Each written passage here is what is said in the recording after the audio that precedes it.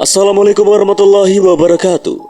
Selamat datang di channel Kang Slamet. Kali ini Kang Slamet akan membawakan sebuah cerita berjudul Kutukan Sewu Lelembut. Cerita ini berhubungan dengan cerita Kutukan Seribu Lelembut, namun dengan sudut pandang Danan dan Cahyo dan permasalahan yang berbeda. Cerita kali ini ditulis oleh Dioseta, dan sebelum kita masuk ceritanya, buat kalian yang belum subscribe channel ini, tekan tombol subscribe-nya terlebih dahulu dan tekan tombol notifikasinya agar kalian tidak ketinggalan cerita seram lainnya dari Kang Slamet. Gak usah berlama-lama lagi, langsung saja kita masuk ceritanya. Kutukan Sewu Lelembut. Si pengurang dewa dan saya dan bila tepat.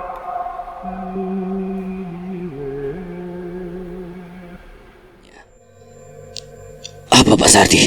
Apa terjadi sesuatu?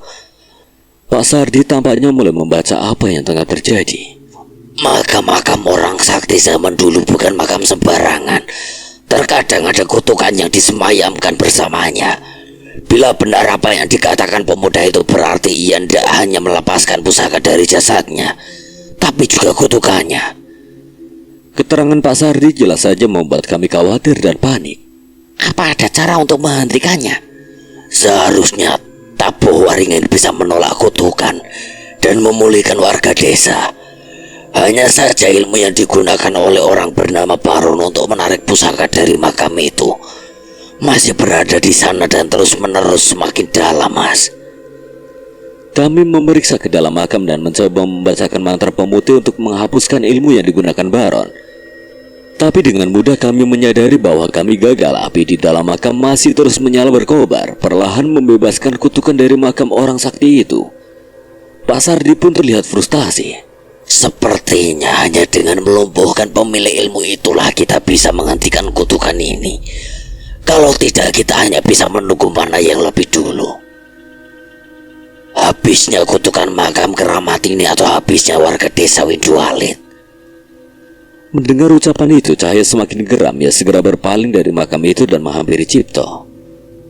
Antar kami ke tempat itu, Mas Cipto. Tempat orang-orang brengsek memperebutkan tata bodoh itu. Jul, jangan gegabah. Nyawa Cipto juga bisa dalam bahaya. Enggak apa-apa, Mas. Saya sudah melihat kemampuan mas-masnya. Kalau ada kesempatan saya untuk menyelamatkan keluarga dan warga desa saya, maka nyawa saya yang tidak seberapa ini juga akan saya pertaruhkan. Sepertinya aku terlalu memandang rendahnya pria ini. Aku menghela nafas dan tidak lagi menghalangi niat Cahyo. Saya tidak tahu apakah ini ada hubungannya atau tidak. Saat saya sedang wirid, tiba-tiba saya mendapat penglihatan tentang sosok bergamis dan berjubah putih yang menyampaikan sebuah pesan. Beliau bilang apa, Pak? Sepertinya penglihatan itu benar-benar bukan bunga mimpi semata. Pak Sardi mengartikan tatapan kami. Ia menarik nafas dalam-dalam, suaranya bergetar.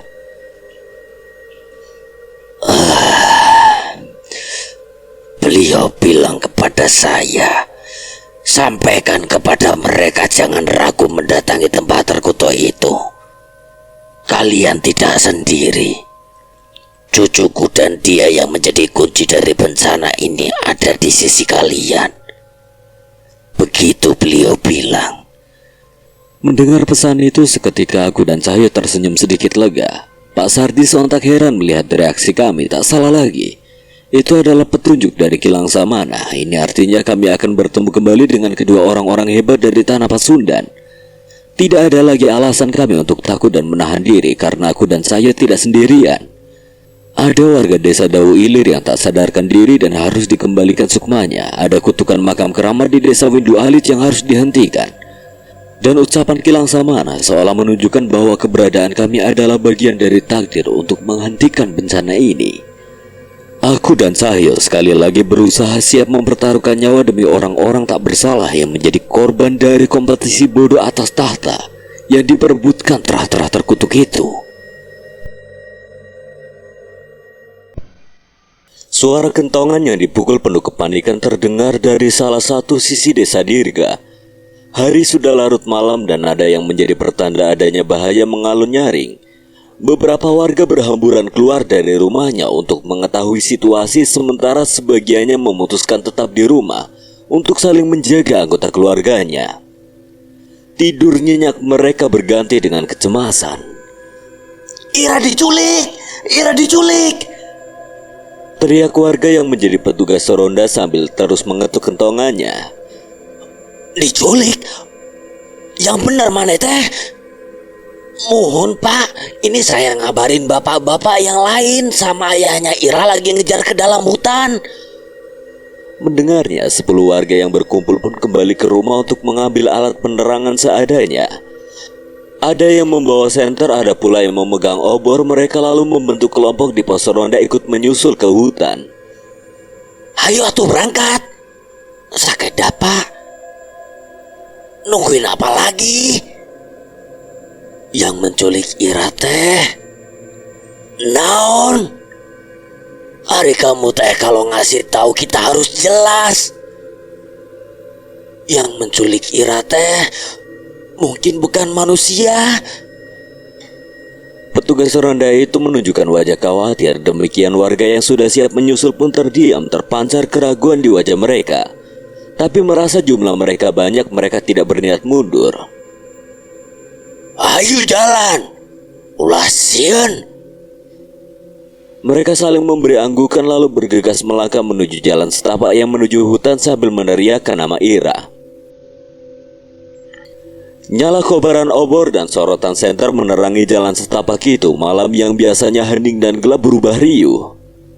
Sayangnya baru beberapa langkah memasuki hutan, warga desa tiba-tiba terhenti karena keberadaan siluet seseorang yang berdiri di tengah pepohonan. Sosok itu membelakangi mereka seakan sengaja menjadi penghalang. "Naon eta teh?" Wujudnya memang seperti orang biasa dengan pakaian warga desa pada umumnya, tapi wajahnya ditutupi dengan separuh topeng berwarna hitam. "Darah perawan atau darah seluruh warga desa. Tuanku memang membutuhkan keduanya." Terlihat sosok itu menyeringai. Angin dan suara serangga hutan mendadak menghilang. Suasana tiba-tiba hening begitu saja, seolah memberikan ruang untuk sosok bertopeng hitam itu memulai aksinya. Dari punggung belakang ia menarik sebilah pisau. Obor yang menyala temaram memperlihatkan tangan sosok itu menunjukkan pisau berukir di genggamannya. Saat itulah warga desa yakin mereka berada dalam masalah. "Dia bukan manusia biasa, hati-hati!" Di tengah kebingungan, tiba-tiba mereka terkejut karena tubuh mereka yang kaku dan kaki mereka tidak bisa digerakkan, seakan kaki mereka terpantik di tanah. 10 orang. Apa akan ada yang datang lagi? Lepaskan kami!" teriak salah satu warga desa. Lalu tiba-tiba dalam sekejap di lehernya terbeset garis terukir rapi. Darah mengucur deras. Ia kejang-kejang karena darah mengucur deras dari luka yang nyaris tak kasat mata di lehernya. Matanya melotot dan terbatuk darah. Mereka panik mengetahui nasib mereka akan berakhir tragis. "Tumbal tidak punya hak untuk bicara." Sosok itu mengelap pisaunya yang basah dengan darah. Warga desa yang ketakutan berusaha berlari, tapi menggerakkan jari saja begitu sulit. Nyalang mata mereka membiaskan ketakutan karena akan menerjang kematian yang sia-sia. Sebelum bilah pisau tajam yang dilesatkan menyentuh leher warga yang menjadi korban berikutnya, tiba-tiba kabut pekat muncul membuat sosok bertopeng itu menghentikan gerakannya dan berubah waspada. Tubuh seorang pria terjatuh dari salah satu sisi kabut. Warga yang menoleh benar-benar bingung dengan situasi itu. Tubuh itu mirip. Salah seorang warga menganga memastikan objek yang ia lihat sama dengan sosok bertopeng di depannya. Sosok bertopeng itu menoleh ke sekitar, tangannya mengepal di depan topeng yang ia kenakan. Dalam sepersekian detik, pisau di tangannya beradu dengan keris yang melesat tepat di wajahnya, membuat sosok bertopeng itu mundur dan lebih waspada dengan lawan yang belum bisa ia identifikasikan. "Majagat, Dirga!" Senyuman kecil muncul di bibir warga desa yang tengah menahan kengerian ketika melihat dua pemuda yang hadir dari balik kabut. Sementara sosok bertopeng sebelah itu geram mendapati musuh yang tidak terduga. Kalau dia bukan Baron, kau siapa? Jagat menendang tubuh sosok pria bertopeng yang tergulai di tanah yang menitipkan tubuh Ira yang tengah dibopong kepada warga di dekatnya. Tidak mungkin. Tidak mungkin di desa ini ada yang bisa mengalahkanku. Aku. Suara langkah kaki yang lain muncul di dekat warga desa yang tengah meregang nyawa. Entah bagaimana sosok itu tiba-tiba bisa berada di tengah-tengah mereka begitu saja. Itu ajian pecah sukmo, Dirga. Jangan terkecoh. Abah? Apa tadi ajian pecah sukmo? Abah mengangguk. Ia sepertinya tidak perlu membahas lebih lanjut dan memilih memfokuskan dirinya menghentikan pendarahan di leher warga sambil membacakan beberapa lantunan mantra penyembuh. Ia berharap apa yang ia lakukan bisa menyelamatkan nyawa warga desa itu. Dirga juga tidak ingin berbincang lebih lama. Ia memberikan satu pecahan kerisnya pada Jagat dan bersiap menyerang sosok Baron yang kini di hadapan mereka. Berarti kita tinggal mengalahkan dia lagi kan, Mas Jagat? Dirga menerjang dengan senyuman percaya diri. Keris dan pisau kembali saling beradu, tapi kecepatan Baron mampu untuk mengimbangi kecepatan mereka berdua sebelum mereka kembali memasang posisi bertahan. Jangan lengah, orang ini ahli dalam bertarung. Perlahan mereka menyadari walau memang keadaan gelap, hutan yang kini menjadi arena bertarung mereka terasa semakin pekat. Mereka belum menyadari bahwa sedikit demi sedikit goresan pisau sudah melukai tubuh mereka secara misterius. Dirga membelah kerisnya lagi dan melemparnya menyerang Baron, namun kegelapan yang Baron ciptakan dengan ajian mengecoh Dirga. Sebaliknya, Dirga malah terjatuh karena kerisnya bak bumerang yang jadi senjata makan tuan. Dirga menghindari kerisnya yang melayang ke arahnya dan tak butuh waktu lama ia kehabisan tenaga dengan luka sayatan yang baru sadar mengenai kulitnya. Dalam sekejap, Dirga jatuh terduduk bersamaan kerisnya jatuh ke tanah. Pusaka itu cocok untuk tuanku. Kesadaran Dirga teralihkan dengan munculnya penglihatan kerisnya melayang-layang menghabisi warga desa. Ia pun dalam ketidakberdayaannya panik melihat pemandangan sadis itu sementara ia tidak bisa bergerak sedikit pun. Baron menggunakan kesempatan itu untuk menyerang Dirga yang melesat cepat sembari menghunuskan bilah pisaunya yang membelah udara. Akan tetapi sesaat sebelum Baron berhasil menerjang ke arah Dirga, sebab batu menyala melayang ke arahnya dan seketika meledak. Baron terpental ke belakang sembari memegang pundak kirinya. Darah segar menetes ke tanah. Ia meringis kesakitan. Kami sudah mengalahkanmu satu. Menghabisimu bukan perkara sulit. Dirga berusaha bangkit dan menyadari bahwa apa yang tadi dilihatnya hanyalah ilusi yang dibuat oleh ajian Baron. Sosok itu pun geram mengetahui Jagat tidak bisa diremehkan. Ia membacakan sebuah ajian, sesuatu mulai bergetar dari tanah. Dirga dan Jagat menyadari datangnya petaka jika sedikit saja mereka lengah. Tidak mungkin. Dia juga menguasai ilmu seperti ini. Jagat, Dirga, mundur. Namun sebelum ilmu itu dilepaskan Baron, tiba-tiba satu pecahan sukmanya yang tak berdaya menghilang begitu saja bagai kabut hitam. Menyusul sosok Baron yang tengah merapalkan ajian, keduanya melesap jadi kabut hitam yang menguap sebelum menghilang. Apa yang terjadi? Jagat menggeleng atas pertanyaan Dirga, tak tahu dan tidak bisa mengira, sedangkan Abah mengerutkan dahinya. Sepertinya terjadi sesuatu dengan tubuh aslinya yang memaksa dia untuk mundur. Benar, Bah? Abah menoleh ke sekitar dan mencoba menelaah kondisi yang sebenarnya sebelum akhirnya mengangguk yakin. Melihat anggukan Abah, Dirga terduduk di tanah disusul Jagat yang juga menarik nafas lega. Mereka menengadah warga yang sedari tadi terjebak dalam ajian yang membuat mereka tidak bisa bergerak akhirnya bebas. Mereka saling memeriksa satu sama lain. Gila. Satu sosok itu saja sudah menghabiskan tenaga. Harus melawan satu lagi dan dia jauh lebih kuat, rasanya benar-benar keterlaluan. Sudah, ngeluhnya nanti saja. Antar gadis itu dulu. Baru habis itu obati luka kalian. Jaga dan Dirga patuh dibantu warga. Mereka kembali ke desa membawa 2 orang yang berada dalam keadaan kritis. Ira, seorang gadis perawan yang diincar oleh sosok Baron, dan seorang warga yang menjadi korban Baron. Beruntung warga sigap memanggil petugas kesehatan puskesmas untuk memberikan pertolongan pertama. Tragedi tak diharapkan itu benar-benar membuat warga desa semakin waspada. Beruntung saat itu Jaga dan Dirga yang sedang berlatih merasakan ada hal yang tidak beres ketika petugas ronda memukul kentongan. Terlambat sedikit saja, mungkin nyawa warga desa sudah tidak dapat lagi mereka selamatkan. Saat akan kembali ke rumah, Jaga, Dirga, dan Aba beberapa kali terhenti karena beberapa bayangan yang berkelebatan di tengah jalan. Aba mendapati firasat yang tidak beres mengenai desa ini, begitu pula Jagat. Mereka berdua tahu ini bukan hal yang biasa, tapi mereka tidak bisa gegabah untuk menyimpulkan dan mengambil tindakan. Terdengar sebuah suara, mereka bertiga pun mencari asal suara itu dan melihat bayangan seekor kucing hitam yang berjalan pincang di atas rumah warga. Saat menoleh ke arah lain, samar-samar mereka melihat bayangan kecil melintas seperti seekor kera yang melesat dari pohon ke pohon. Abah mendadak khawatir. Sepertinya mereka akan terlibat tragedi besar lagi. Jagat hanya memberikan anggukan kecil sebagai tanggapan. Pikirannya juga mengkhawatirkan yang sama. Sementara itu Dirga masih melamun mengingat penglihatan yang muncul saat berhadapan dengan Baron tadi. Ajian macam apa yang bisa menciptakan ilusi dan membuat gempa?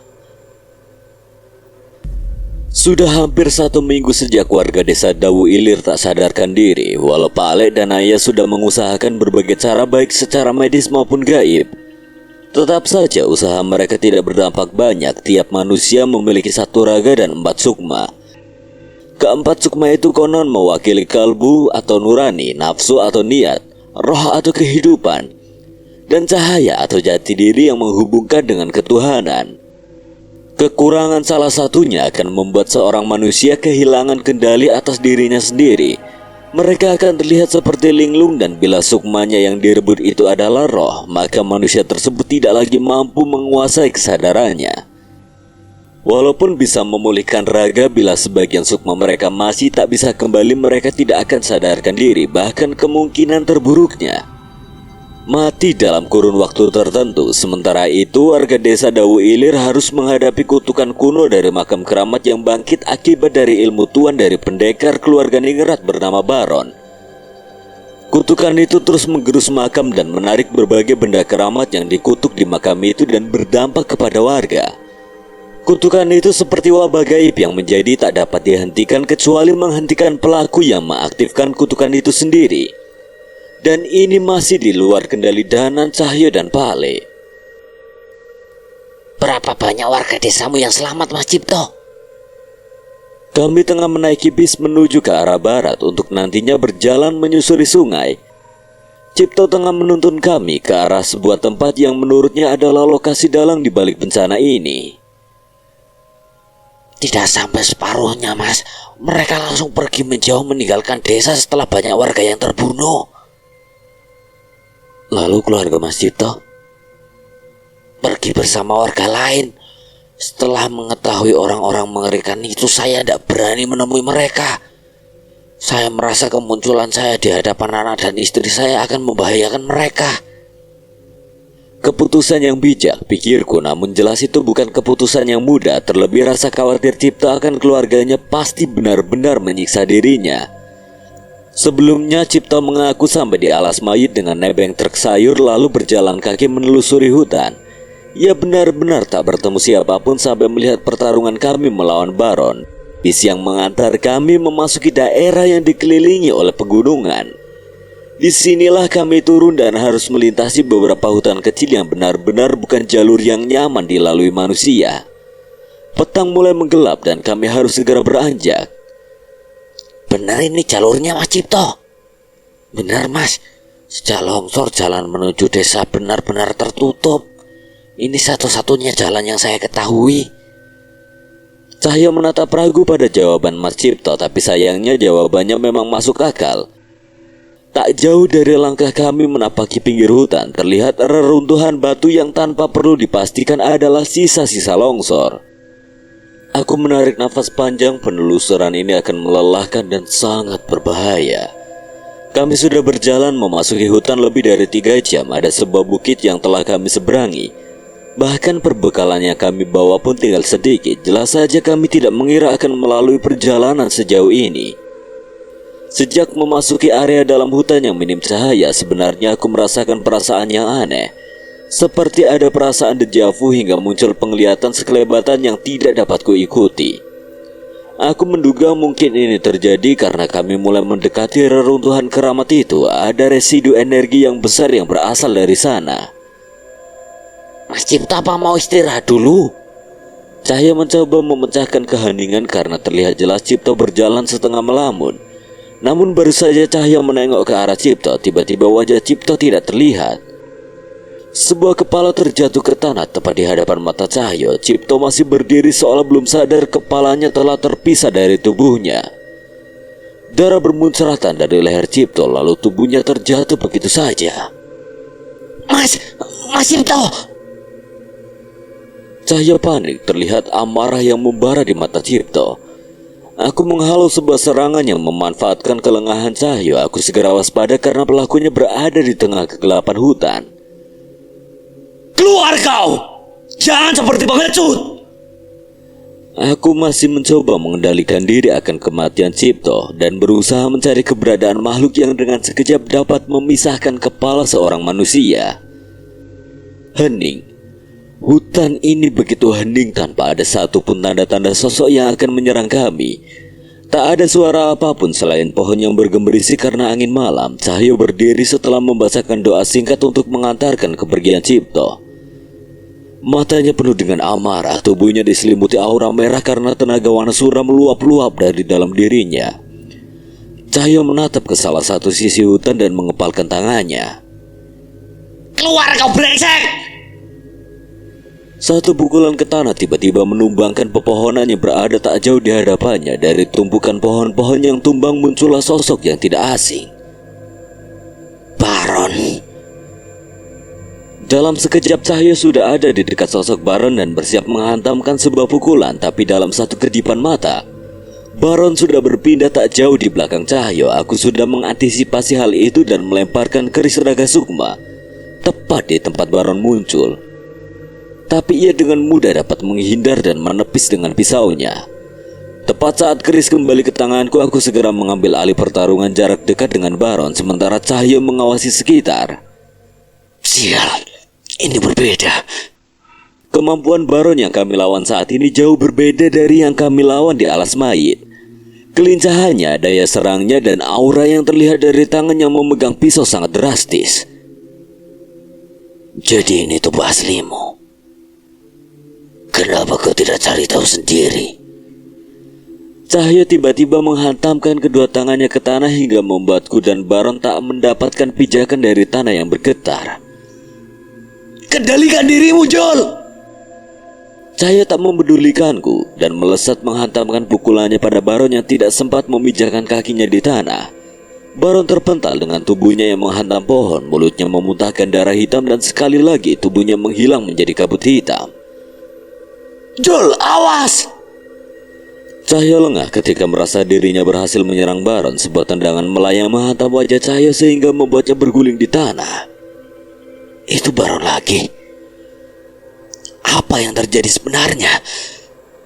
Apa serangan Cahyo yang sekuat itu tidak berdampak sama sekali?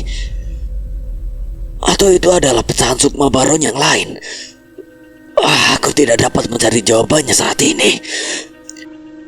Baron membuka tangannya lalu mengarahkan pisau yang terjatuh dari tubuhnya yang dihajar Cahyo melesat ke arah Cahyo.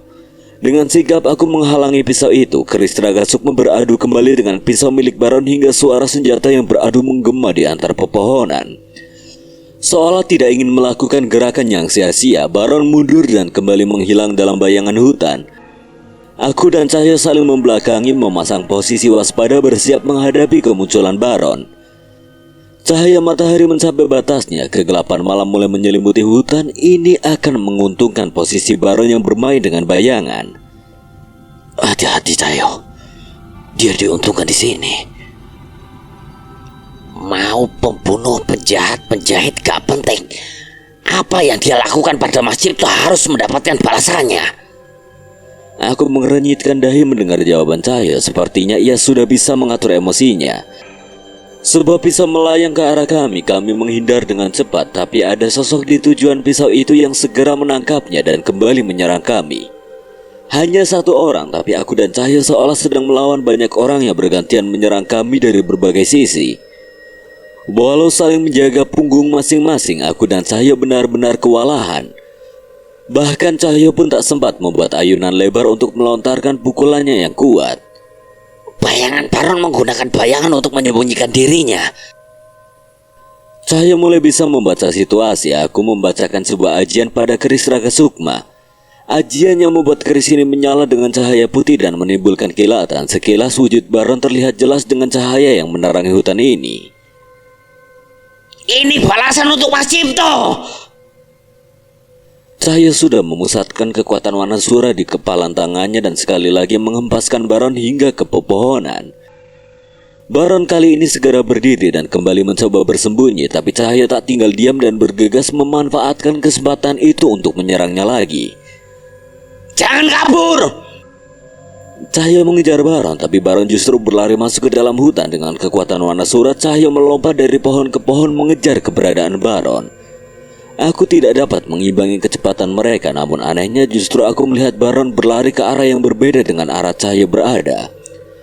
Aku memutuskan untuk mengejar Baron yang terus berlari menyibakkan semak-semak yang tumbuh liar di hutan itu. Sampai kapan kau mau lari?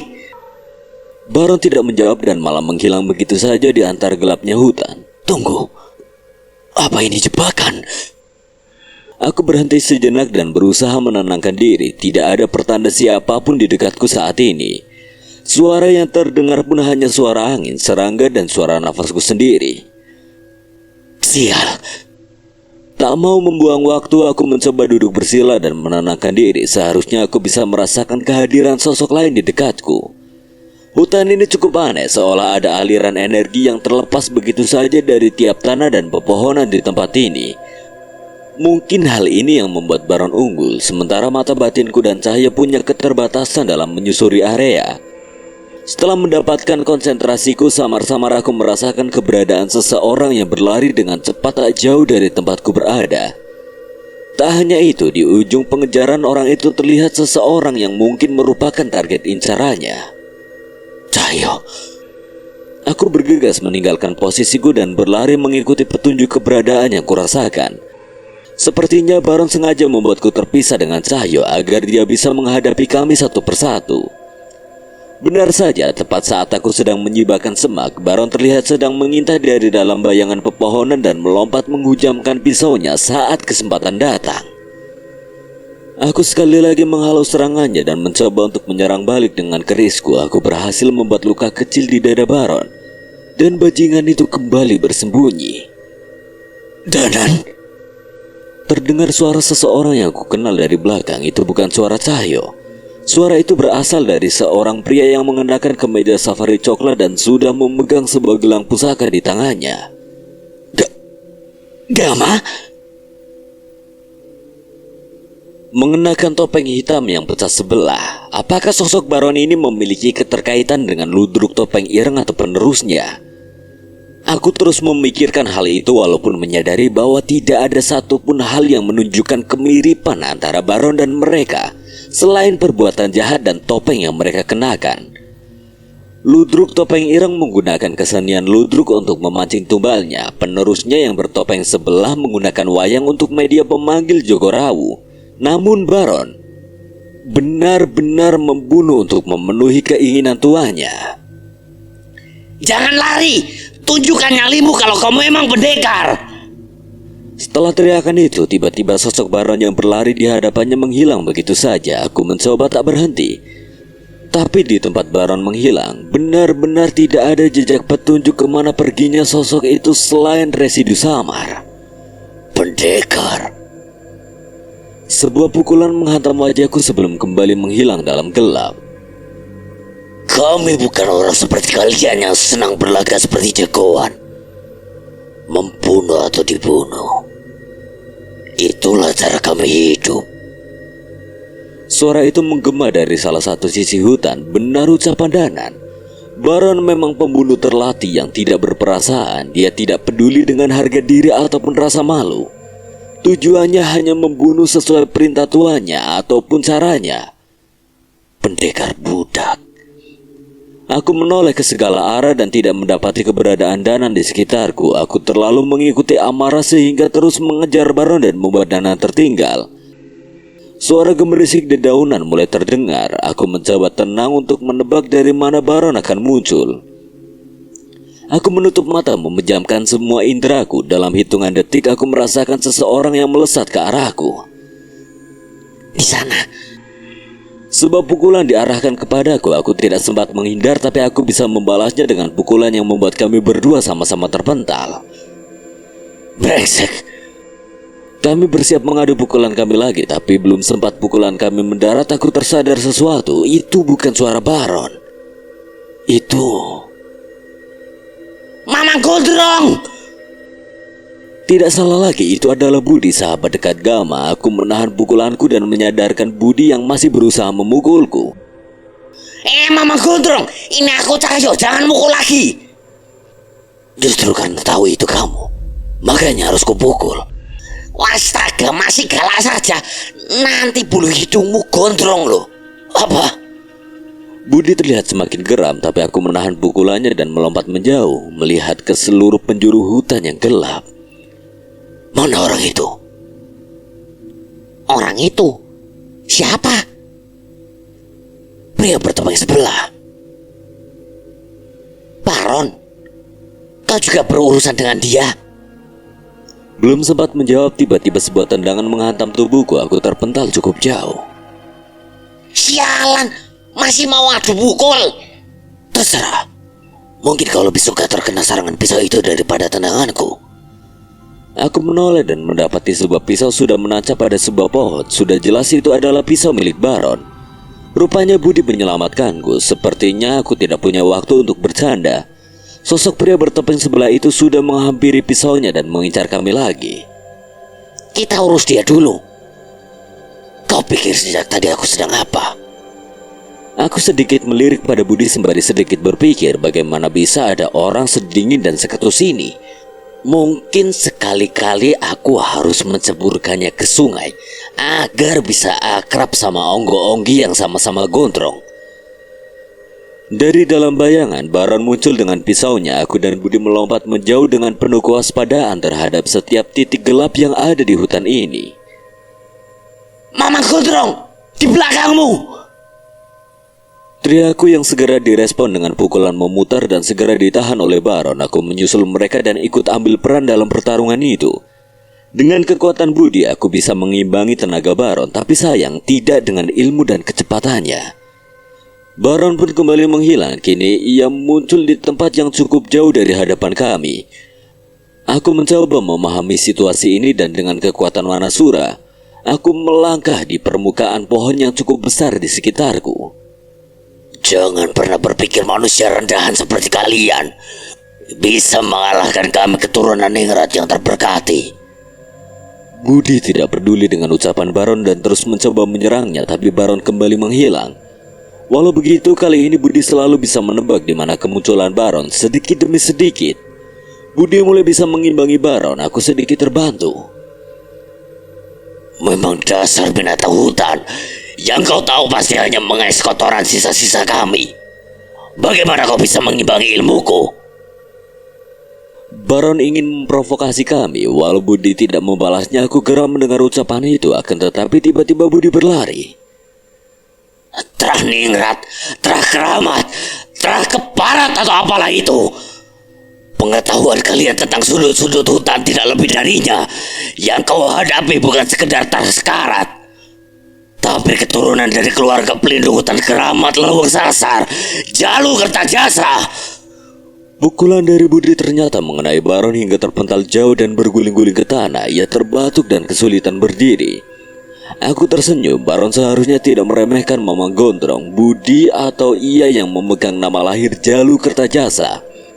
Aku berkata kepada Baron, Kau tidak tahu siapa lawanmu. Baron pengecut. Budi, orang yang kau lawan ini orang yang lahir dari keluarga yang tinggal di hutan keramat Lawang Sasar. Mereka lah yang menjaga manusia dari ganasnya hutan itu sampai dia memutuskan menyegel hutan itu lagi. Jadi kau mau bertarung atau hanya mengoceh dari atas pohon? Aku ini lagi belain kamu loh. Terima kasih gitu. Nggak butuh. Sekali lagi Baron menghilang sesaat sebelum menampakkan dirinya dengan beberapa tubuh menyerang Budi. Tapi kali ini aku sudah menyadari sesuatu. Wanasura! Dalam sekejap kekuatan besar mengalir ke tubuhku dan membuatku melesat ke arah sisi pepohonan di sekitar kami, sementara Budi tengah menghadapi serangan Baron. Satu persatu tubuh pecahan Baron terpental dari arah pepohonan yang hendak ke arah Budi. Tak hanya satu, ada 4 pecahan sukma Baron yang bersembunyi dan bergantian menyerang kami. Mama Gondrong, habis yang di hadapanmu itu.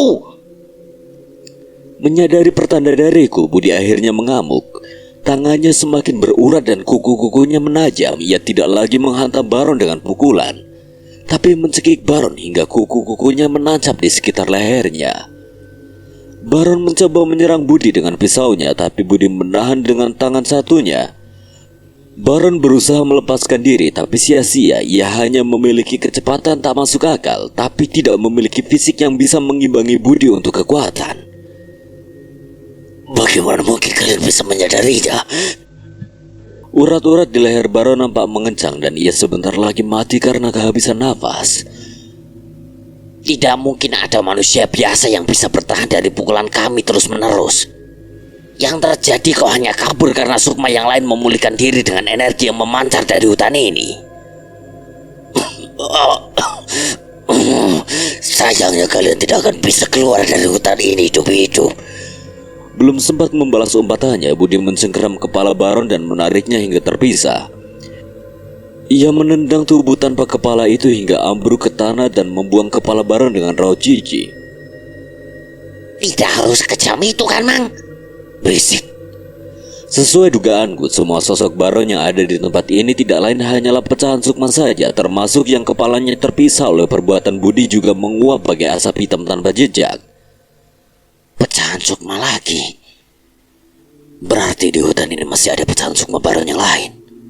Mungkin saja Gama bisa saja dalam bahaya. Mendengar ucapannya, aku mengikuti Budi. Bila benar Gama ada di sini, mungkin saja mereka bisa membantuku dan Danan untuk mengalahkan tubuh asli Baron.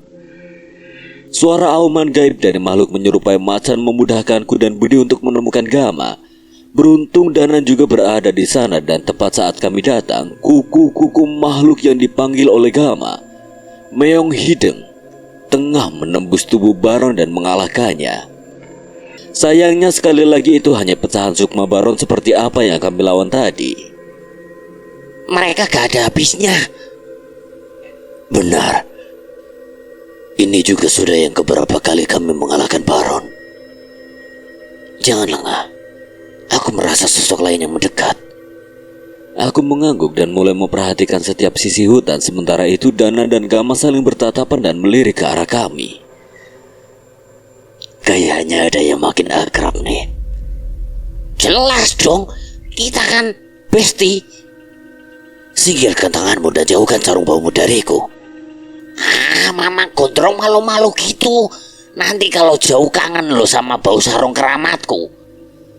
Wajah Budi terlihat aneh sementara Gama dan Danan tertawa melihat ekspresi wajah Budi yang konon sulit untuk tertawa itu. Tiba-tiba ada angin kencang yang berhembus di sekitar kami.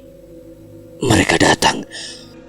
Kami memilih berdiri di tempat yang cukup lapang dan berada di bawah terang bulan yang juga tidak terlalu banyak bayangan pepohonan.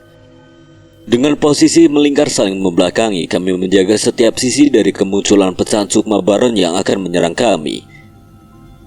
Menyerah saja, di alas rawa sukma ini ilmu tidak memiliki kelemahan. Suara Baron terdengar di antara batang pohon yang berjarak beberapa meter di hadapan kami. Jelas ucapan itu bukan ancaman. Saat ini dari sela-sela pepohonan terlihat bayangan manusia yang mendekat. Tidak hanya satu, tapi begitu banyak sosok yang menyebar mengerubungi kami. Itu adalah sosok yang sama, seorang pria bertopeng sebelah pecahan Sukma Baron dan kami tak tahu berapa jumlahnya. Gila, sebanyak ini. Meong Hideng sudah mengeram hendak menghabisi mereka, tapi Gama menahannya sampai mereka benar-benar mengerti situasi. Apa rencananya? Kita tunggu mereka menyerang dan... Wanasura! Aku dan Budi melesat menghajar satu persatu pecahan Sukma Baron yang juga menerjang kami. Kulirik ke arah Dana dan Gama, mereka hanya menggeleng-geleng melihat tingkah laku kami. Tidak ada pilihan lain, keris rogo Sukma Danan sudah menyala dan Meong Hideng sudah dilepaskan oleh Gama. Puluhan sosok yang sama mengeroyok kami berempat, namun berbeda dengan sebelumnya. Karena keberadaan kami berempat, kami bisa mengimbangi puluhan sosok Baron yang sebelumnya. Satu sosok saja membuat kami kewalahan. Tidak perlu dicopotkan kepalanya. Urus saja musuhmu. Berisik, ini sih simi-simi. Apa? Enggak. Aku menjauh dan menghadapi sosok Baron di sisi lain. Entah sudah berapa lama kami bertarung, tapi pecahan Sukma Baron masih terus bermunculan dan membuatku mulai terengah-engah. Sosok bernama Baron itu pasti punya batas untuk memecah sukmanya, kan? Benar, seharusnya begitu. Kecuali... Danan menyingkir dari pertarungan dan melimpahkan musuhnya pada Meong Hideng. Ia menyimpan kerisnya dan meletakkan tangannya di tanah. Ada beberapa bait doa yang ia bacakan dengan lantang hingga terdengar ke telingaku. Sepertinya Danan menyadari sesuatu di hutan ini. Doa-doa yang ia bacakan adalah ritual untuk meruat sesuatu. Apa mungkin ia mencoba meruat hutan ini? Apa yang temanmu lakukan? Hutan ini memberikan energi yang tidak terbatas untuk ajian pecah sukma milik Baron. Kalau kita gak menghalanginya, kita gak akan bisa bertahan karena mereka gak akan habis-habis. Apalagi sampai lewat tengah malam. Baru saja menyelesaikan penjelasan, tiba-tiba aku melihat Danan terpental. Gak bisa. Energi hutan ini terlalu kuat. Lantas apa yang harus kita berbuat? Melihat hal itu, aku ingin mencoba kemungkinan lain. Dengan meniup dua jari di bibirku, aku memanggil salah satu temanku yang ku ketahui sudah berada di tempat ini sejak tadi. Auranya terasa, tapi ia belum menampakkan diri. Suara daun saling bergesekan bersama sosok kecil yang berlari dengan lincah menghindari berbagai sosok yang bertarung bersama kami. Ia menghampiriku dan segera menaiki bahuku. Bisa cari tahu cara menangani hutan ini atau menemukan tubuh asli Baron? Kliwon melompat ke hadapanku dan menunjukkan beberapa gerakan sembari mengeluarkan suara layaknya kera. Apa katanya? Tubuh Baron gak bersembunyi di tempat biasa. Entah dilindungi energi gaib atau memang berada di alam berbeda. Kau mengerti bahasanya? Lah, emang aneh? Budi menggeleng sembari terus menahan serangan Baron. Sepertinya kali ini ia menganggapku lebih aneh lagi. Setelah beberapa saat, Kliwon pergi meninggalkanku dan melesat menembus kegelapan hutan. Danan menoleh ke arahku menunggu kabar dariku. Menurut Kliwon ada seseorang di hutan ini yang mungkin bisa membantu kita. Kita harus bertahan sekuat mungkin. Entah kami bisa bertahan sampai kapan. Sepertinya Baron juga tidak berniat mengendurkan serangannya, apalagi membiarkan kami melarikan diri dari hutan ini. Saat ini kami menunggu Kliwon menemukan orang yang mungkin bisa menolong kami. Semoga saja bisa bertahan. Langit malam yang cerah dengan cahaya rembulan terus memantulkan kilatan puluhan pisau yang berterbangan ke arah kami. Kesini! Aku berteriak mengambil salah satu batang pohon yang tumbang dan menghalau semua pisau itu sekaligus untuk menjadikannya perlindungan untuk Dana dan yang lainnya. Kekuatannya gak masuk akal. Walau berhasil menyapu semua pisau itu, semua pertarungan ini membuatku sangat kelelahan hingga kesulitan untuk berdiri lagi. Cayo! Danan khawatir dan menghampiriku, tapi aku memberi isyarat baik-baik saja kepadanya. Tidak hanya aku, Budi juga sudah hampir kehabisan nafasnya. Keris Danan tidak lagi bersinar dan entah berapa lama lagi Gama bisa mempertahankan keberadaan Meong Hideng. Apa sebaiknya kita melarikan diri? Tidak ada satupun dari kami yang menjawab. Sepertinya memang kami belum ingin menyerah. Di tengah kebingungan kami, tiba-tiba aku merasakan sesuatu di tempat yang tidak begitu jauh. Samar-samar terdengar suara raungan yang tidak begitu asing. Tahan. Sedikit lagi. Kamu yakin, Jul? Raungan itu, dia sudah menemukan apa yang dia cari. Itu adalah suara dari wujud asli Kliwon Wanasudra, saudara kembar dari Wanasura, monyet kembar penjaga alas wetan. Akhirnya, tengah malam telah terlewati, hanya sedikit dari sisa tenaga kami untuk terus bertahan melawan serangan pecahan Sukma Baron. Hanya dengan kemunculan Kliwonlah kami terus membakar harapan kami untuk terus berkobar agar bisa memenangkan pertarungan. Derap langkah kaki yang berlari terdengar mendekat menembus jalur hutan. Berbagai serangan diarahkan kepadanya, tapi Kliwon berhasil menghalaunya hingga membawa sosok itu kepada kami. Siapa itu? Kliwon membawa seorang pemuda yang terkejut melihat pemandangan di sekitar kami. Apa ini? Kalian melawan ini semua? Pemuda itu tak percaya dengan apa yang ia lihat. Aku pun menjemput pemuda itu dengan membawanya ke dekat kami untuk melindunginya. Jangan jauh-jauh dari kami. Kalau Kliwon membawamu, seharusnya kamu punya cara untuk membantu kami mengalahkan mereka, kan? Setelah pecahan sukmanya yang dibunuh Kang Sukri, masih ada pecahan Sukma Baron sebanyak ini. Tenang, jangan panik. Tenangkan dirimu dulu. Siapa namamu? Kimpul. Mas Kimpul, apa Mas sekiranya memiliki ilmu atau informasi untuk setidaknya menghentikan serangan ini? Kimpul berpikir sejenak, sepertinya ia memikirkan kemungkinan yang mungkin terjadi. Ia menatap ke arah kami seolah meyakinkan diri apakah kami dapat dipercaya. Satu-satunya cara adalah mencari tubuh asli Baron. Itu juga yang sedang kami lakukan dari tadi. Aku kesal namun ucapan itu ternyata berbuah sebab sepatu melayang ke arahku yang dilemparkan oleh Danan. Menengose. Keno meneh.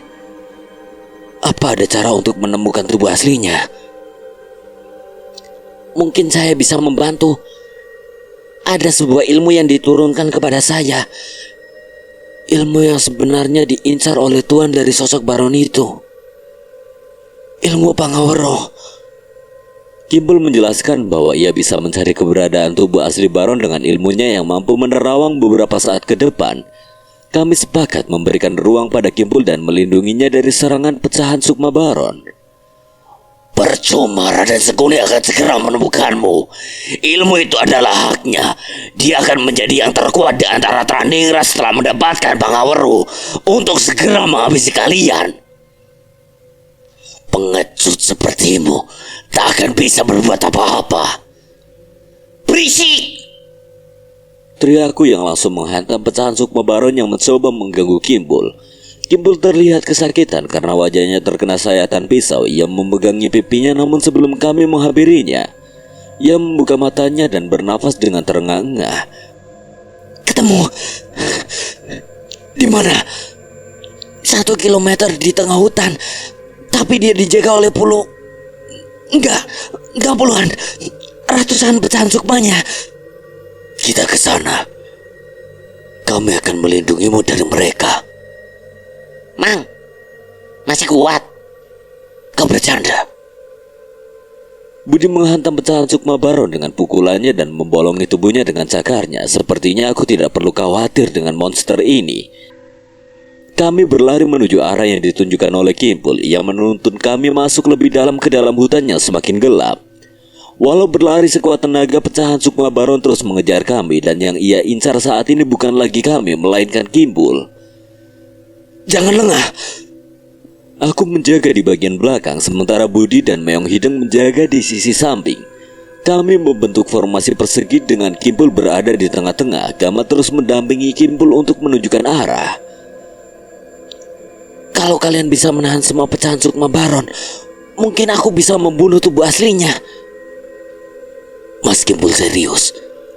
Mas Kimpul punya kekuatan untuk itu. Sembari berlari, Kimpul mengeluarkan sebuah pisau dengan ukiran ular. Pisau itu terlihat kusam dan tidak pernah dirawat, tapi auranya besar sekali. Wanasudra langsung menoleh, merasa sesuatu yang sama seperti reaksi Danan yang memegang keris raga Sukma. Sepertinya pisau pusaka itu memiliki energi yang menakjubkan. Ini pusaka kerangkeng sukmo. Dengan ini aku bisa menyegel sukmo Baron. Terlebih saat memecah sukmanya sebanyak ini, dia pasti sedang dalam posisi yang mudah untuk diserang. Masuk akal, sepertinya kami mendapatkan petunjuk untuk menyelesaikan perkara Baron ini. Benar, sesuai ucapan Kimpul, kami akhirnya tiba di salah satu bagian hutan yang sudah dikepung dengan ratusan sosok yang sama. Aku menelan ludah, ini seperti benteng manusia yang tidak terhitung jumlahnya. Saat ini kami hanya bisa percaya dengan Kimpul, entah sisa-sisa energi kami sanggup atau tidak. Aku menelan ludah. Kalau takut sana pulang saja, jadi tukang topeng monyet. Jangan, nanti pada takut sama monyetku. Balasku yang segera memanaskan semangat Wanasura dan Wanasudra untuk melakukan pertarungan penghabisan. Gama dan Dana langsung memulai pertarungannya. Kimpul tampak fokus mencari keberadaan tubuh asli Baron yang seharusnya berada tak jauh dari tempat kami berdiri. Puluhan, mungkin ratusan pukulan saling beradu di tempat ini. Harapan kami hanya agar Kimpul segera menyelesaikan tugasnya. Tak butuh waktu lama, pohon-pohon mulai tumbang dengan amukan meong hidang. Kepala-kepala berterbangan dan menghilang karena kegilaan budi. Namun aku yakin ini semua adalah kekuatan terakhir mereka. Begitu juga aku dan Danan.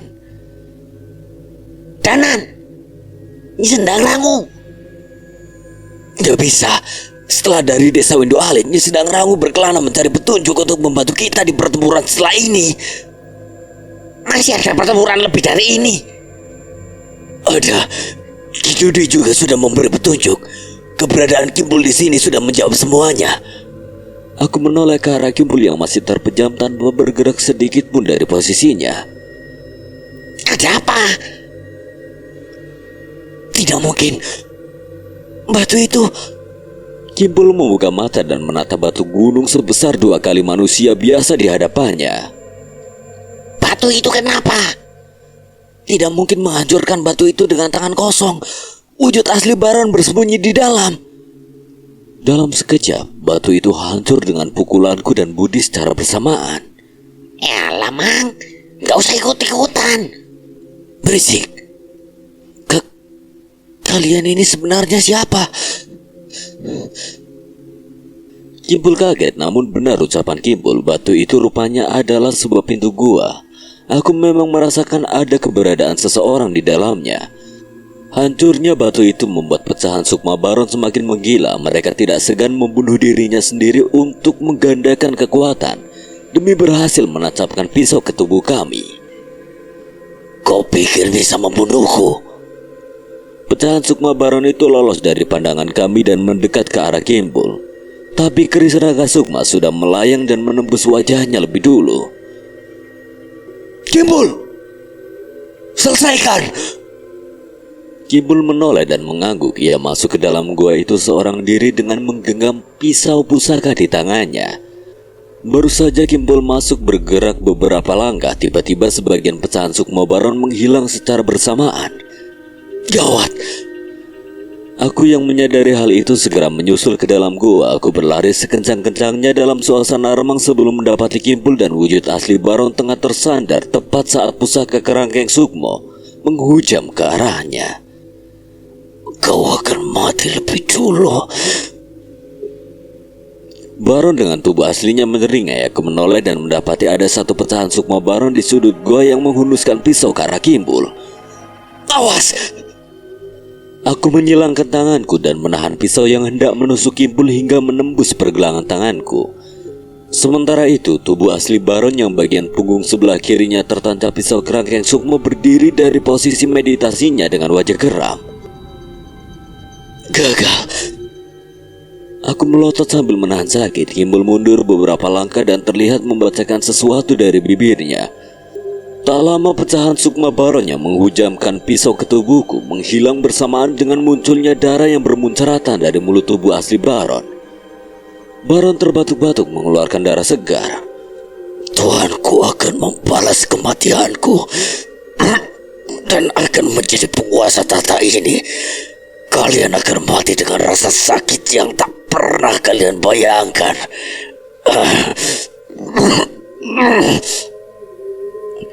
Baron terjatuh dan melesat asap hitam yang tersedot masuk ke pusaka kerangkeng Sukmo. Angin kencang berputar di dalam gua menimbulkan gempa asap hitam terus masuk ke dalam keris itu. Dari arah pintu gua, tampaknya semua pecahan Sukmo milik Baron diperangkap dan tidak lama kemudian tubuh Baron menganga. Seuntai asap hitam muncul dari mulutnya dan ikut tersedot. Ia tidak lagi bernyawa. Kimbul terengah-engah lalu tak membuang waktu membantuku berjalan keluar gua. Di sana Danan segera menghampiriku dan segera mencari perlengkapan di tasnya untuk menghentikan pendarahanku. Budi tak berbicara apapun dan terbaring begitu saja di tanah yang dipenuhi dedaunan kering, sementara Gama bertatapan dengan Meong Hideng dan mengizinkannya untuk kembali. Sosok makhluk kucing hutan raksasa itu berubah menjadi sosok kucing hitam yang berjalan dengan pincang. Siapa sangka wujud aslinya adalah makhluk yang mengerikan. Sepertinya ada yang membedakan pusaka itu dengan pusaka pada umumnya. Ini pusaka yang dipercayakan padaku. Aku tidak harus bertarung sengit bila menggunakan pusaka ini. Sekali goresan pusaka ini menyegel sukma seseorang. Benar dugaan kami, senjata itu bukanlah pusaka biasa. Beruntung Kimpul ada di pihak kami. Aku membayangkan bila Kimpul menguasai pengawaruhnya dan memanfaatkannya untuk menghadapi musuh-musuhnya dengan pusaka kerangkeng sukma itu, ia akan sangat sulit untuk dikalahkan dan mungkin tidak akan kalah. Setelah melilitkan perban di tanganku, Danan berdiri. Ayo kita Pak. Aku pun hendak melangkah tapi entah mengapa tubuhku tiba-tiba kaku dan tidak bisa bergerak. Siapa kau? Budi menyadari sesuatu namun sayangnya tubuhnya juga sama tidak bisa berdiri. Dari salah satu pohon berdiri seseorang yang mengenakan topeng hitam. Kali ini tidak hanya sebelah. Ia mengenakan topeng hitam yang utuh. Sial, itu Keling. Siapa dia? Tuan dari Baron. Tangan kanan Raden Seguni yang mengincarku. Ilmu waringin sukmo yang ia miliki sedang mengikat sukma kita. Aku akan menghabisi kalian nanti. Sementara itu kami semua berusaha bergerak, tapi sekeras apapun usaha untuk berdiri kami hanya membuang tenaga. Budi berteriak tapi ia tetap saja tidak bergerak sedikit pun. Ia terengah-engah. Keling kembali muncul dari dalam gua. Tangannya mengambil topeng milik Baron lalu membuangnya. Raden Rahardian, sang Raden muda pengecut yang bersembunyi dari desa ke desa. Aku tidak lagi bisa menarik ilmu ajian pecah sukma dari tubuh Baron. Pasti ini ulah pusakamu. Bukan urusanmu. Memang bukan, karena sekarang kau akan mati bersama mereka. Jangan! Aku berteriak tapi kekuatan dari hutan ini juga memperkuat ajian waringin sukmo milik Keling. Sebelum sempat melukai Kimbul, tiba-tiba sebuah keris muncul dari tanah bersamaan dengan seseorang yang menggenggamnya. Itu roh Danan, sebuah goresan terbentuk di lengan Keling dan membuat kami terlepas dari ilmunya. Kami segera pasang badan. Kalau hutan ini memperkuat ajian sukma kalian, seharusnya hutan ini juga memperkuat ajian rogo sukmoku. Sekarang gak ada yang perlu ditakutin lagi.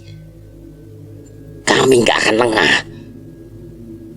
Dengar Raden muda, kau tidak akan selamat dari tuanku Raden Seguni. Akan ada waktunya kita akan berhadapan lagi. Dan saat itu akan kupastikan setiap bagian tubuhmu akan terpisah dengan begitu menyakitkan. Aku sempat khawatir dengan Kimbul yang gentar dengan ancaman itu, tapi ternyata aku salah. Kimbul maju dengan tatapan yang penuh keyakinan. Pangaweruhku menjadi kenyataan. Mereka semua adalah pendekar yang diramalkan untuk menghabisi kekejian Raden Seguni dan antek-anteknya. Untuk apa aku tahu dengan ancamanmu? Gama menggenggam erat bahu Kimbul memberinya semangat, sementara Keling memutuskan menghilang kembali bersama kegelapan malam. Sepertinya pertarungan ini baru permulaan. Sekarang sebaiknya kita segera keluar dari hutan ini dan mencari tempat yang nyaman untuk Mas Kimpul atau Raden Rahardian, sang Raden muda ini menceritakan semuanya. Baik.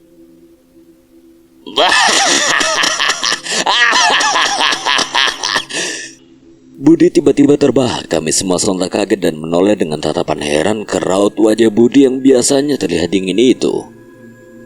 Mbah Jajang, kopi 5 ya. Teriak Gama yang disambut dengan seorang pria yang cukup berumur yang bergegas berlari keluar dari ruang belakang warungnya. Wah, masnya masuk hutan berdua kok baliknya bisa berlima. Alhamdulillah Mbah dapat teman di hutan. Tenang Mbah, manusia semua kok. Yang 4 sih manusia, tapi yang satunya kayaknya sih setengah-setengah. Cahyo memulai keisengannya sembari mengunyah pisang dari warung dan melirik ke arah Budi. Budi yang menyadari maksud iseng Cahyo membalasnya dengan tatapan penuh ancaman. Setengah apa? Setengah sendok saja gulanya, Pak. Jangan manis-manis. Jangan galak-galak, Mang. Nanti susah dapat jodoh. Bisik Cahyo pada Budi dan segera melarikan diri mencari tempat aman di luar setelah mengisi perut dengan beberapa buah pisang dari warung Mbah Jajang.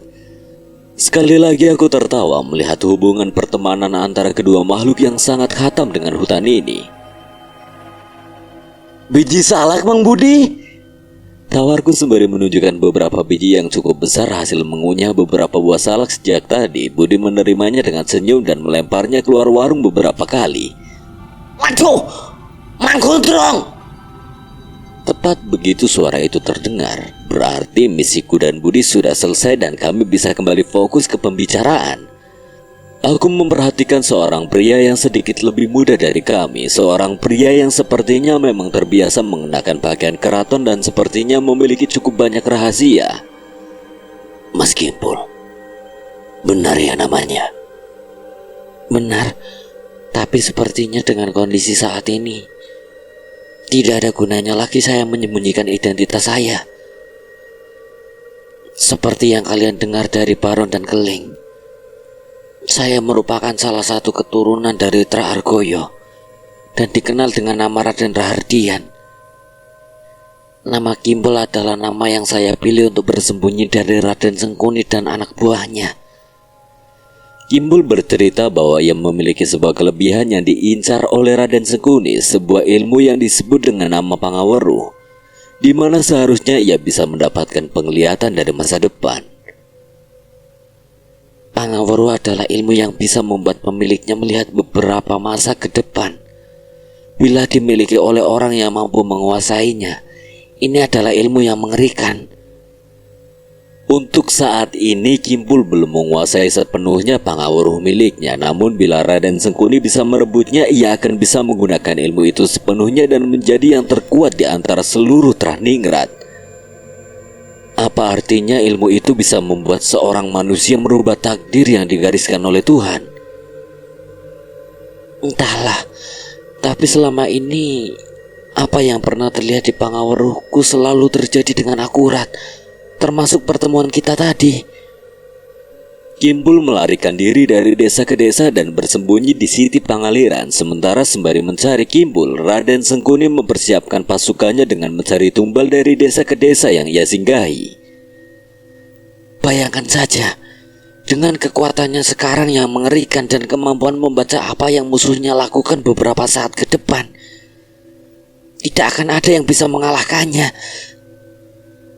Ia akan menguasai tata tunggal itu seorang diri. Mendengar cerita Kimpul, semua bencana yang terjadi di desa kami semakin jelas. Sosok yang dimaksud oleh Punden dari Wayang Arsa tak lain adalah Raden Sengkuni itu sendiri yang merupakan pemimpin dari Baron dan Keling. Suara sendok yang mengaduk kopi mulai terhenti bersama langkah Mbah Jajang yang mendekat mengantarkan kopi kami. Cukup lama ia membuatkan kopi untuk kami, entah karena dia ikut mendengarkan perbincangan kami atau ia tidak mau memotong obrolan kami. Mangga diminum. Aku menatap Mbah Jajang dan sedikit berpikir, cukup aneh juga ada warung yang dekat dengan alas Rawa Sukmo yang jelas terkenal berbahaya ini. Terlebih walau dekat dengan jalan utama, warung ini cukup jauh dari desa. Mbah Jajang, memangnya ngebuka warung di sini ramai, Bah? Rezeki mah udah ada yang ngatur, Mas. Ucapan itu tidak menjawab tujuanku membuka dengan pertanyaan itu. Maksudnya Alas Rawa Sukmo kan hutan berbahaya. Kenapa Mbah Jajang tetap membuka warung di sini? Dari luar jendela cahaya sedikit memberi isyarat padaku mempertanyakan maksudku menanyakan itu pada Mbah Jajang. Aku memberi sedikit lambaian tangan padanya memberi isyarat agar tidak terlalu khawatir. Mbah Jajang menatap kami satu persatu dan menghela nafas. Ya sudah, kalau kalian punya banyak waktu, Abah akan ceritakan. Ceritain, Mbah. Kami juga butuh istirahat yang cukup lama. Abah mengambil sebuah gelas yang terbuat dari bahan kaleng dengan lorek hijau dari balik gerobak warungnya dan datang kembali kepada kami dengan mengadu kopi miliknya. Kami pun saling mengenalkan nama kami dan mencoba mengakrabkan diri dengan Mbah Jajang. Abah ini tinggal sendiri, sudah tidak punya keluarga dan sudah benar-benar sebatang kara. Aku tidak menyangka cerita Mbah Jajang akan dibuka dengan kalimat yang membuat kami terenyuh. Mbah Jajang bercerita bahwa ia memang sudah tinggal di warung itu sejak masih muda. Ada beberapa maksud. Yang pertama karena ingin mengawasi siapapun yang memasuki hutan melalui jalur itu agar tidak celaka. Menurut Mbah Jajang saat memasuki hutan itu tanpa maksud jahat seharusnya seseorang tidak akan celaka. Sayangnya sudah banyak yang mengetahui keangkeran hutan itu. Mereka mencari sosok punden yang menurut mereka bisa memberikan ilmu pesugihan, pengasihan, bahkan kesaktian. Orang-orang seperti itulah yang akan dikalutkan di sana. Pada akhirnya mereka hanya akan tersesat kembali dengan linglung atau dimanfaatkan oleh sosok yang mengatasnamakan penunggu hutan itu. Aku sedikit tersenyum, ternyata ada juga orang seperti Mbah Jajang yang rela menghabiskan masa hidupnya untuk menjaga tempat seperti ini demi orang lain. Kopi yang masih panas dan suara burung hutan yang hinggap di warung menemani perbincangan kami. Apa Mbah Jajang ini juru kunci? Bukan. Saya bukan orang seperti itu. Ia menyeruput kopinya menikmati perbincangan dengan kami. Sepertinya cukup jarang ia bisa berbincang dengan orang lain di sana. Tidak cuma itu alasannya kan, Mbah? Budi yang sedari tadi diam sepertinya menyadari sesuatu. Entah mengapa aku merasa di dalam dirinya Budi adalah orang yang peka dan teliti dengan apa yang ada di sekitarnya. Benar ucapan Nak Budi. Alasan utama saya berada di sini karena kisah dari leluhur saya. Kisah leluhur? Saya merasa tertarik dengan cerita itu dan masuk kembali ke dalam warung melalui jendela tempat ia mendengarkan sedari tadi. Mbah Jajang mengangguk sembari sedikit tersenyum seolah senang dengan apa yang akan ia ceritakan. Kalian pernah dengar tanah para pendekar? Kami saling menatap satu sama lain. Aku dan Gama sepakat menggeleng tapi tidak dengan Cahyo, Budi dan Kimpul. Tempat di mana pendekar terkuat berkumpul dan mempertaruhkan segalanya di pertempuran itu. Tempat mengerikan di mana berbagai ilmu berkumpul di satu tempat untuk saling diadu maupun saling diasah. Tempat pusaka terkuat dipertontonkan dan harkat dan martabat dipertaruhkan. Eyang pernah bercerita soal ini.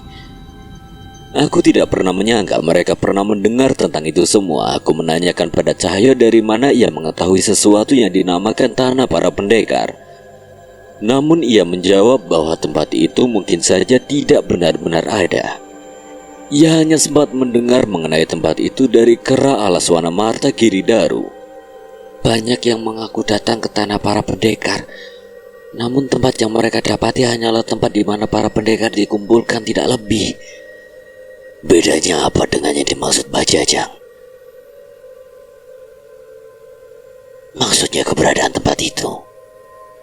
Budi menceritakan bahwa tanah para pendekar adalah ranah pertarungan yang muncul karena satu maksud, penentuan pemilik pusaka, perebutan tahta, pewarisan ilmu keramat. Tanah para pendekar akan terbuka memanggil semua yang pantas terlibat dari berbagai alam dan tempat itu memberi berbagai sumber daya yang tidak masuk akal. Walau begitu, para ahli bela diri yang mengetahui cerita ini menganggapnya hanya sebagai cerita legenda saja. Bah Jajang sepertinya cukup puas mendengar jawaban mereka bertiga dan kembali meletakkan gelas kopinya. Percayalah, tanah para pendekar itu ada. Dan saya adalah keturunan terakhir dari penduduk asli tempat itu. Mendengar pernyataan itu, Kimpul, Cahaya, dan Budi memandang serius pada Bah Jajang. Raut wajah mereka seolah tidak percaya. Jangan bercanda. Budi dengan wajah kesal menegur Bah Jajang karena menganggap ucapan Bah Jajang sebagai omong kosong. Gama spontan menepuk pundak Budi sebagai isyarat untuk mendengarkan Bah Jajang terlebih dahulu. Reruntuhan Astana Giridanyang. Itulah nama reruntuhan yang baru saja muncul dari longsor yang menenggelamkan desa. Di sanalah tempatnya. Menurutnya dulu bangunan-bangunan besar yang menyerupai candi itu adalah desa leluhurnya, tempat di mana berbagai pendekar hadir dari berbagai penjuru tanah Jawa untuk mendapatkan berbagai hal. Tak hanya kemenangan, bahkan kekalahan pun adalah sesuatu yang dicari di sana. Kadang yang dibutuhkan oleh yang terkuat adalah seseorang yang bisa mengalahkannya. Cerita Bah Jajang semakin membuat kami tak sabar untuk mendengarkan kelanjutannya. Sayangnya tidak semua yang datang memiliki maksud yang baik. Banyak yang datang dengan maksud buruk, dan tanah para pendekar tidak melarang itu. Ada satu masa di mana salah satu faksi berhasil menguasai ilmu yang tidak dapat ditandingi oleh pendekar lainnya. Mereka hampir menguasai tahta dan mempersiapkan ritual untuk mendapatkan kekuatan dari tanah para pendekar. Namun maksud mereka jauh dari hal baik. Semua hal keji mereka lakukan untuk mendapatkan ilmu yang mereka gunakan untuk mengalahkan pendekar lainnya. Bahkan mereka tak segan membawa anak atau istri dari musuhnya untuk mengancam dan menghabisi lawannya. Yang saya tidak pernah lupa nama besar yang dibawa di belakang nama orang-orang keji itu. Siapa, Bah? Apa ada hubungannya dengan Traningrat? Entahlah. Tapi pemimpin dan petinggi mereka memegang nama Paku Jagar. Aku merasa pernah mendengar nama itu. Aku pun menoleh ke arah Cahaya dan sepertinya ia pernah merasakan hal yang sama. Tapi sepertinya hal terpentingnya bukan itu. Apa yang terjadi dengan mereka, Bah? Bah Jajang menceritakan bahwa sebelum mereka sempat melakukan ritual, para pendekar menghadang pendekar Paku Jagar itu dan menentangnya menguasai ilmu itu. Pertempuran besar terjadi di desa Bah Jajang, sebuah pertempuran yang terjadi selama 3 hari 3 malam tanpa terputus. Pertarungan itu melepaskan berbagai ilmu hingga menggetarkan gunung, seolah enggan menentukan pemenang di antara kedua pihak. Semua getaran dari pertarungan itu merobohkan bebatuan gunung dan menghancurkan Astana Giridanyang dan menimbunya dalam longsor yang begitu dalam. Pertarungan itu terhenti dengan tanpa diketahui berapa pendekar yang selamat dan berapa pendekar yang mati. Warga desa yang selamat hanya hitungan jari, dan mereka sepakat untuk menyimpan baik-baik rahasia tentang Astana Giridanyang. Memangnya apa yang terjadi kalau sampai mereka mendapatkan kekuatan dari Astana Giridanyang? Ilmu yang mungkin bisa membuat penggunanya menghancurkan sebuah kerajaan dengan seorang diri. Apa itu tidak berlebihan, Bah? Tidak. Itu tidak berlebihan. Itu yang sedang diincar oleh Raden Sengguni. Mendengar ucapan itu, kami pun semakin sadar betapa bahayanya sesuatu yang kami hadapi saat ini. Bah Jajang tahu itu ilmu apa? Saya hanya tahu sedikit. Beliau bercerita bahwa ilmu itu akan mengikuti niat pemiliknya. Bila pemiliknya memiliki niat baik, ilmu itu bisa dalam sekejap menghapuskan 1000 kutukan maupun ilmu dari orang yang berniat jahat. Tapi bila didapatkan oleh mereka yang berniat jahat, ilmu itu akan menjadi kutukan yang mampu membangkitkan tubuh maupun roh dari setiap nyawa yang telah dibunuh oleh orang itu. Semakin banyak yang ia bunuh, semakin kuat pula kutukan itu. Kami menyebutnya kutukan 1000 lelembut. Aku menelan ludah mendengar cerita itu. Tangan saya mengepal keras, sepertinya ia membayangkan betapa mengerikannya kekuatan itu bila dikuasai oleh Raden Seguni. Dan keringat dingin mengucur dari tengkuk Kimbul. Pasti ada cara untuk mencegahnya kan, Bah? Satu-satunya cara adalah menghalangi orang-orang itu mendapatkannya. Dan sejak kalian kembali dari alas Rowo Sukmo tadi, saya sudah mengira bahwa mungkin kalianlah yang dipercayakan tugas itu. Benar, pertemuan kami semua bukanlah sebuah kebetulan. Kimbul sudah menceritakan tentang pangawaruhnya yang menunjukkan keberadaan kami semua. Tapi apa kami benar-benar mampu menghentikan niat Raden Seguni yang gila ini? Awan mendung terlihat melintas singkat di antara warung Mbah Jajang. Kami tidak menghiraukannya dan merasa nyaman di warung Mbah Jajang yang kami rasa tidak bocor dari air hujan ini. Tapi sebuah benda melintas di sekitar warung saat gerimis mulai turun. Ada sesuatu yang membuat perasaanku tidak nyaman. Dan ngerasa ada yang aneh. Mengetahui Gama merasakan hal yang sama, aku pun memberi isyarat pada Cahyo yang segera meninggalkan tempatnya dan memeriksa keadaan di luar bersama Budi.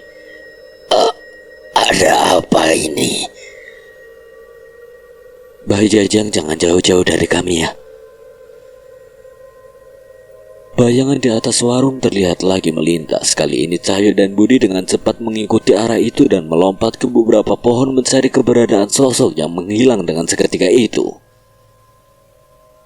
Apaan, Jul? Nggak tahu. Keblek kelelawar. Tapi kayaknya sesuatu yang besar. Jangan jauh-jauh dari Mbah Jajang dan Kimbul. Aku menuruti ucapan Cahyo dan tetap berjaga bersama Gama melindungi Mbah Jajang dan Kimbul. Di tengah kebingungan kami, tiba-tiba atap warung yang terbuat dari seng itu berlubang dengan jatuhnya sebuah sosok besar berwarna hitam. Matanya merah dengan gigi-gigi dan taring yang begitu besar. Ia mencengkeram Mbah Jajang dengan kaki bercakarnya dan kembali melompat tinggi menembus atap warung lagi. Apa itu? Kelelawar besar. Entahlah, tapi jangan biarkan dia membawa Mbah Jajang. Mbah Jajang berteriak minta tolong, berusaha memukul cakar makhluk yang mencengkeram bahunya. Beruntung saat sampai di luar, 2 buah pukulan mengerikan segera mendarat di tubuh makhluk itu. Minggir! Teriak Budi, sementara Cahyo lebih memilih untuk menyusul pukulan Budi hingga membuat makhluk itu terpental hingga tersangkut di salah satu pohon.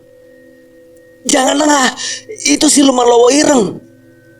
Lowo Ireng? Jadi makhluk itu benar-benar ada? Selama ini aku hanya mengira makhluk itu hanyalah ketakutan dari orang-orang saja. Aku pernah mendengarnya dari beberapa orang mengenai keberadaan makhluk hitam berwujud manusia dengan tubuh menyerupai kelelawar.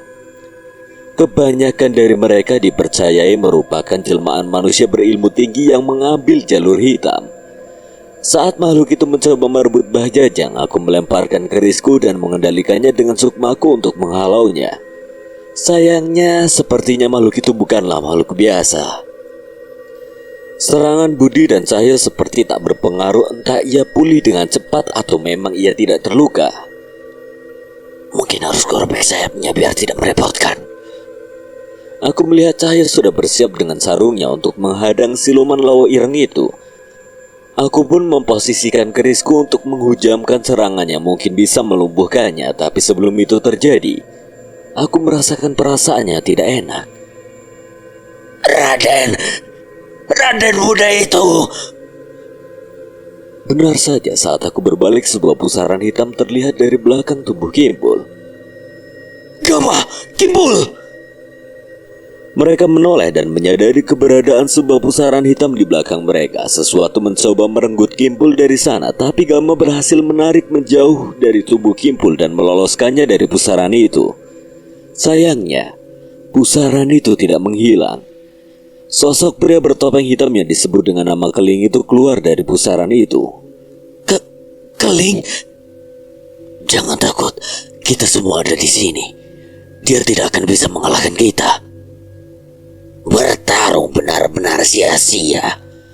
Aku sudah mendapatkan tumbal yang cukup untuk menyempurnakan ilmuku, Waringin Sukmo.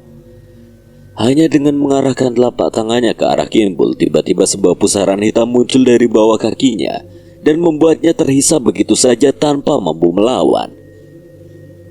Kimpul! Budi dan saya menghampiri kami, mencoba menahan pusaran hitam yang dibuka oleh Keling, tapi bahkan kami tidak tahu ilmu seperti apa yang ia gunakan hingga Kimpul menghilang dari pandangan kami. Kembalikan dia! Cahyo berteriak emosi dan memukul Keling sekuat tenaga dengan pukulannya, namun dalam hitungan detik Keling sudah berada di tempat lain yang jauh dari tempat Cahyo berada. Ku habisi Raden Pengecut itu dulu. Setelah itu giliran kalian. Keling menggunakan ilmunya itu untuk dirinya sendiri dan menghilang dari pandangan kami. Belum sempat mencari cara menolong Kimpul, Budi menunjuk ke arah salah satu sisi langit hutan dan mendapati siluman Lowo Irang itu pergi meninggalkan tempat itu. Dia pasti pergi ke tempat kemana Kimpul dibawa. Kalau memang menginginkan ilmunya, seharusnya Kimpul tidak dibiarkan mati. Kami bersiap mengejar siluman Lowo Irang itu, namun tiba-tiba Cahyo menahanku. Kita coba cara lain. Mamang Gondrong, kami percayakan siluman kampret itu sama kalian. Tidak ada jaminan siluman itu akan berujung pada Kimpul. Sebagai persiapan, kami kenal seseorang yang mengerti mengenai lintas alam seperti Keling tadi. Seharusnya dia bisa menolong Kimpul bila ada di sini. Benar, Mas Jagat ya? Baik, biar siluman itu menjadi urusan kami. Pastikan kalian menghubungi Mas Jagat dan sampaikan salamku dan Budi juga. Pemuda itu, Raden muda itu dalam bahaya. Belum sempat kami mencoba menghubungi Mas Jagat, tiba-tiba Bah Jajang berucap dengan wajah yang begitu khawatir. Benar, Bah. Tapi apa Bah Jajang tahu bahaya apa yang dihadapi oleh Kimpul? Bah Jajang bergegas menuju warungnya dan mengobrak-abrik lemari di sisi belakang warungnya. Ia mencari dengan terburu-buru dan keluar dengan membawa beberapa lembar kertas yang sudah sangat menguning. Orang bertopeng hitam itu menculik Nak Kimpul dengan membawanya masuk ke sebuah pusaran hitam. Bila itu memang ilmu dari keluarga Ningrat, maka saat ini ia benar-benar dalam bahaya. Bah Jajang menunjukkan beberapa lembaran bertuliskan aksara Jawa yang coba ku baca sebisaku. Lembaran ini tidak terlalu tua, tapi sepertinya merupakan salinan dari catatan seseorang yang hidup di zaman yang jauh sebelum saat ini. Siti Kawaruhan? Bukan. Pria bertopeng itu menggunakan ilmu Waringin Sukmo. Salah satu kekuatannya adalah membawa korban ke sebuah tempat bernama Siti Karawuhan. Di sanalah para pemilik ilmu ini menjebak musuh-musuhnya. Aku tidak menyangka Bah Jajang sampai mengetahui tentang ilmu Keling sampai sejauh ini. Keluarga Bah Jajang ada yang terjebak di Siti Kawaruhan ya? Terlalu banyak leluhur dan kerabat saja yang menghilang tanpa jejak. Keberadaan jasad mereka tidak pernah diketahui. Dan semua itu mengarah pada tempat itu, Siti Kawaruhan. Penjelasan itu sudah sangat cukup bagi kami. Tidak butuh alasan lagi bagi kami untuk mencari cara mengeluarkan Kimpul dari tempat itu. Nan, aku coba keluar cari sinyal nelpon Mas Jagat yo. Cahyo mencoba menghubungi Jagat melalui telepon genggamnya, sementara aku mencoba mencari tahu tentang lembaran-lembaran catatan yang ditunjukkan oleh Bah Jajang. Begitu banyak penjelasan yang rumit dari lembaran yang dimiliki Mbah Jajang, aku tahu bahwa alam gaib memiliki beberapa lapis dan berbagai kemungkinan yang belum diketahui oleh manusia. Siti Kawaruhan sepertinya adalah salah satu sisi alam gaib yang diciptakan oleh Keling atau pembuat ilmu itu yang mungkin hanya bisa digunakan oleh mereka. Aku pernah melihat yang sejenis saat dulu menghadapi sosok Ingon Trasuganda yang berwujud wanita Belanda bernama Eva. Trasuganda menciptakan sebuah dimensi dari alam gaib dan memindahkan sebuah rumah sakit jiwa dan isinya sebagai pelampiasan dendam roh Eva. Kami memiliki seorang teman yang berpengalaman dalam berpindah alam. Namun sepertinya tidak semudah itu untuk masuk ke Siti Kawaruhan. Apa itu benar? Apa dia benar-benar bisa memasuki alam gaib semaunya? Hanya pada saat ada yang membutuhkan pertolongan. Mbah Jajang kembali masuk ke ruang di belakang warungnya dan kembali keluar dengan membawa sebuah benda yang sepertinya tidak begitu asing di mataku. Berikan ini kepadanya. Mbah Jajang memberikan sebuah potongan kayu seukuran jengkal tangan dengan ukiran aksara Jawa yang cukup panjang. Aku ingat ini mirip ukiran kayu yang digunakan dukun ilmu hitam untuk memasuki jagat Segoro Demit. Hanya saja ukiran aksara kuno di kayu ini terlihat berbeda. Saya pernah melihat benda serupa, namun benda itu membawa ke sebuah tempat yang sangat mengerikan.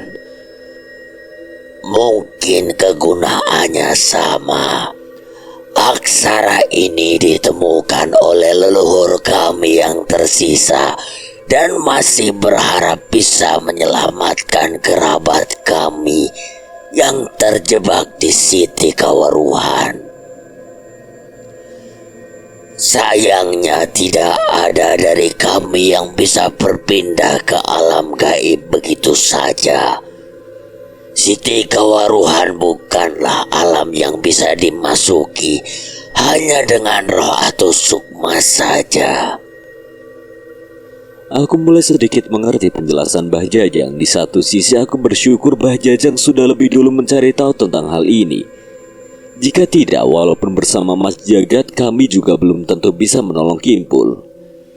Danan! Kenapa, Jul? Aku nggak bisa ngubungin Mas Jagat dan Dirga. Waktu nelpon ke Abah katanya mereka sudah menghilang lebih dulu dari 2 malam tanpa ada kabar sama sekali. Angin malam berhembus tidak seperti biasanya. Hawa dingin merasuk ke siapapun yang masih berada di luar malam yang kembali kelam. Suara langkah kaki terdengar beberapa kali melintas dengan suara kentongan yang dipukul tanpa henti. Kejadian yang terjadi pada Teh Ira dan kemunculan Baron membuat warga desa harus tetap waspada. Tidur, besok sore kita berangkat. Iya mas, sebentar lagi. Aku masih ingin merenung sendiri di teras depan rumah sembari memikirkan pertarungan dengan sosok bernama Baron kemarin. Mikirin apa? Abah? Enggak, Bah. Biasa. Gak nyangka lagi kita akan menghadapi situasi seperti ini. Ya, itu memang sedikit kekhawatiranku, tapi sebenarnya ada satu hal lagi yang terus terbayang di pikiranku. Tak mungkin juga aku menceritakan hal itu kepada Abah. Kalau kamu bingung, lebih baik ke masjid dulu. Siapa tahu bisa bikin kamu lebih tenang. Iya, Bah. Mungkin nanti Dirga ke masjid. Aku melihat ke arah Abah. Apa mungkin aku harus menceritakan tentang penglihatanku saat melawan Baron kemarin? Tapi bagaimana jika itu hanyalah ketakutanku saja? Dan bagaimana jika aku berakhir menyakiti teman-temanku sendiri? Aku benar-benar merasakan dan melihat keris dasa Sukma. Peninggalan leluhurku berterbangan membelah Sukma dan menghabisi warga desa. Entah apakah itu perbuatanku atau ada seseorang yang merebut dan bisa menggunakan keris ini. Abah, apa mungkin ada orang lain yang bisa menggunakan kekuatan keris dasa Sukma? Orang lain? Sepertinya Teh tidak. Pusaka Dharma Wijaya hanya diturunkan untuk 1 orang.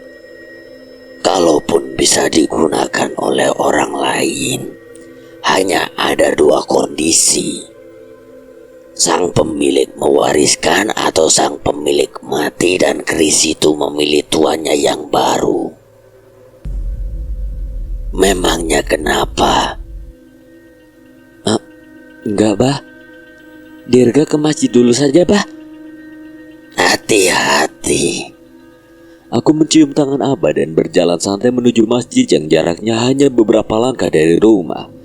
Suara kentongan yang terdengar menjauh dan semakin kecil menemani lamunanku menuju masjid yang cukup dekat dari rumahku. Semoga saja aku bisa sedikit menenangkan diriku di sana, tapi langkahku terhenti. Samar-samar dari jauh terlihat sosok yang berdiri di tengah jalan. Manusia? Sepertinya bukan. Sosok itu hanya terlihat seperti makhluk hitam yang berdiri menunduk seolah memang menungguku di sana. Aku menelan ludah dan memperhatikan gerak-gerik sosok yang semakin aneh itu. Ia bergerak seperti menari. Tidak. Ia menggerakkan tubuhnya dengan aneh sembari tertawa dengan mata yang tertutup oleh rambutnya yang panjang dan tidak beraturan.